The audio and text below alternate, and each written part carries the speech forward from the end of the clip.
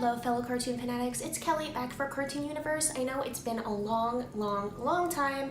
I've been really busy dealing with a lot of various adulting type stuff, but I am finally back to make another video for you guys, and it's great to see all of you again. Now, I'm sure you, as well as myself included, are all aware that we are still suffering the long Steven Universe hiatus. In the meantime, I have started watching a new cartoon that I'm sure many of you have heard about called Hilda. It's on Netflix, so super easy to stream. And I want to talk about what makes this show very special, very unique, and in a way, a little mini vacation from our everyday lives that helps revert us back to the innocence of our childhood. And I think that's something that we all need in our hectic, busy, everyday lives. So let me talk to you guys about Hilda. I'm going to focus on this video just for the first episode alone, just to not overly complicate things. So first of all, this show is gorgeous in terms of animation and artistic style. The characters are very they kind of look sketch-like, which I think works perfectly with the theme I'm going to talk about today, childhood innocence. It reminds you of characters that you would draw in a sketchbook. And if you almost look really close in the scenes where it's very zoomed up on Hilda's face and the other interesting characters in the show's faces, it almost looks as if someone just took a pencil and sketched them in, and I think that's really unique and interesting. The color palette is beautiful, very pastel. It reminds me a little bit of Steven Universe, but I think it really works well for the purpose of the show. Now, the show centers around Hilda, respectively, a spunky little blue-haired girl of British descent, and this show has a lot of that great British humor in there. I'm going to touch on that more later. And it just revolves around her and her adventures living in the wilderness with her mother. Now, the interesting thing about this show that I kind of picked up on right away was that this is a small cast. This is Hilda, her mom, and my favorite character personally, Hilda's pet Twig, who is literally the cutest design I've seen for a pet sidekick character in a long time. Twig is like a fawn slash baby fox, and it is just the cutest thing I've ever seen. I can't even deal. I was like freaking out every time I saw Twig on screen. But anyway, it mainly focuses around Hilda frolicking around the forest with Twig and the interesting creatures they run into. In the first episode, they run into a rock troll, which at first during the day just looks like a giant rock, and Hilda wants to sketch it in her notepad, but she starts explaining how, I better sketch this thing quick because once the sun sets, we're doomed. So apparently it comes alive at night. Now, I know you all are probably thinking, okay, major Gravity Falls vibes are happening right now, and I could not agree with you more.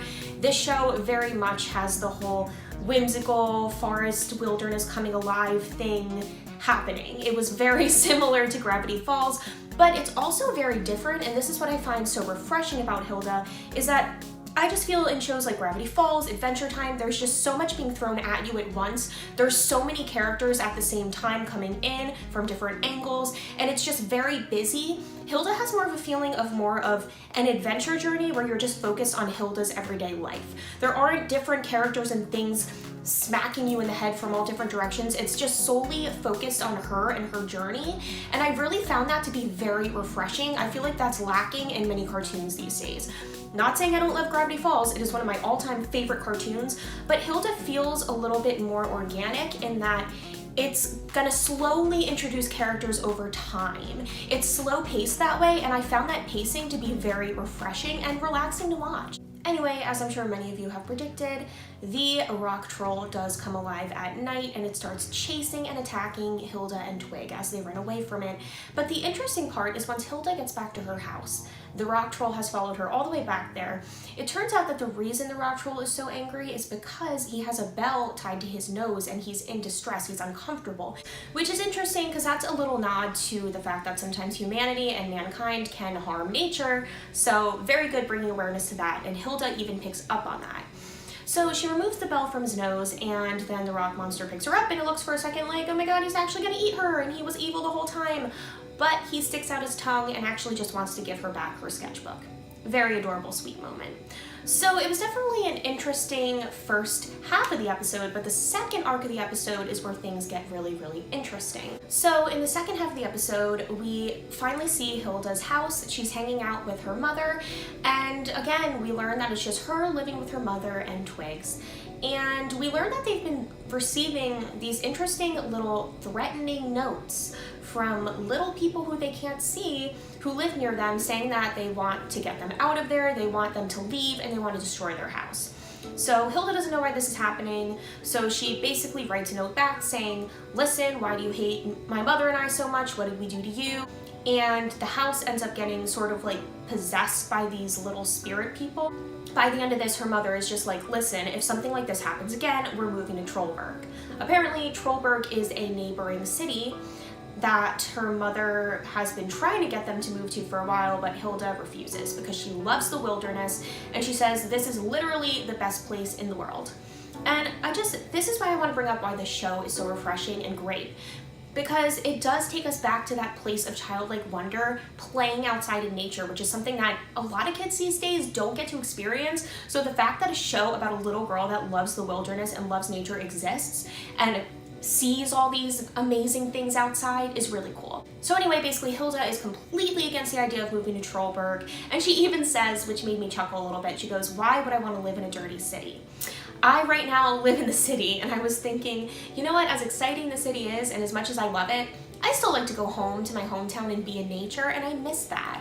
So I completely relate to her, and that's why, once again, the show is a good vacation from our hectic working everyday lives. It turns out that Hilda's note actually worked because she is visited that night by a little elf named Alpha who appears behind her ear. Very adorable. Alpha's pretty funny, he's quite the humorous character, and he explains to her that they should go outside because she needs to see something.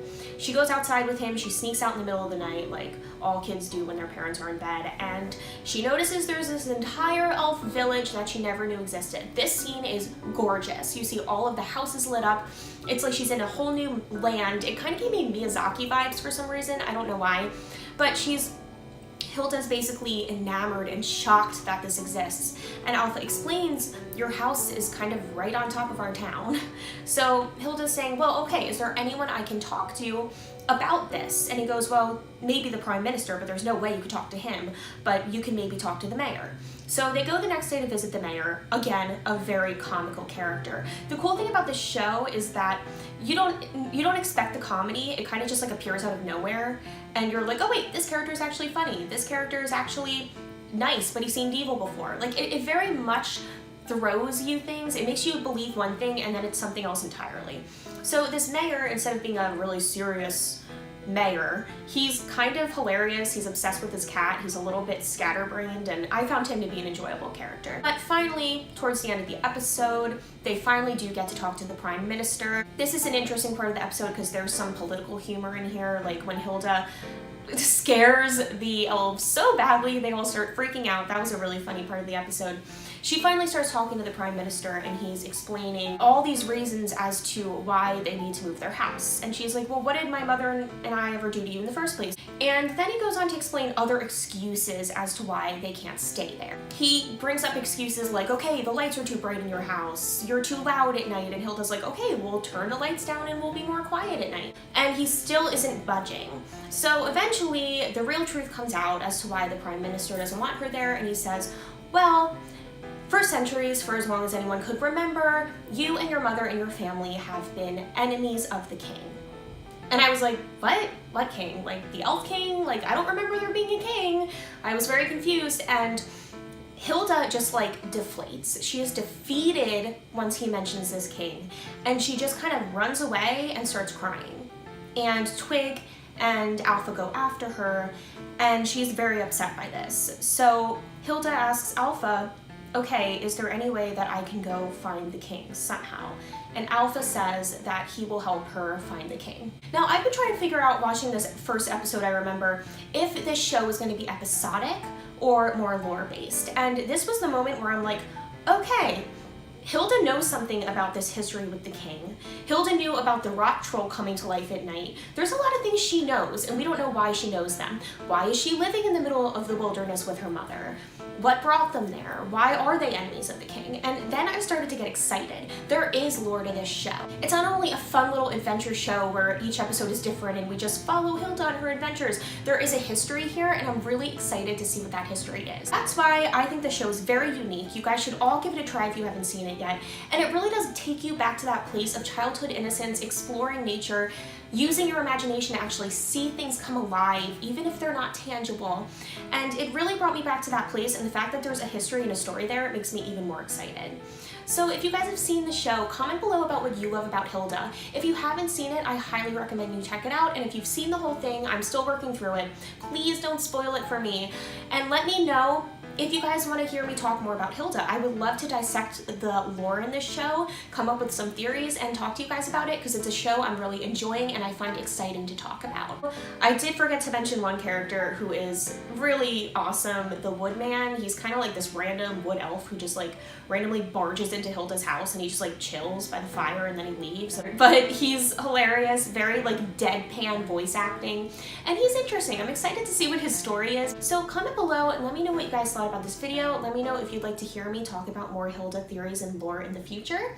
Tell me some of your favorite things about the show, please, without spoiling anything, and I will see you guys next time on Cartoon Universe.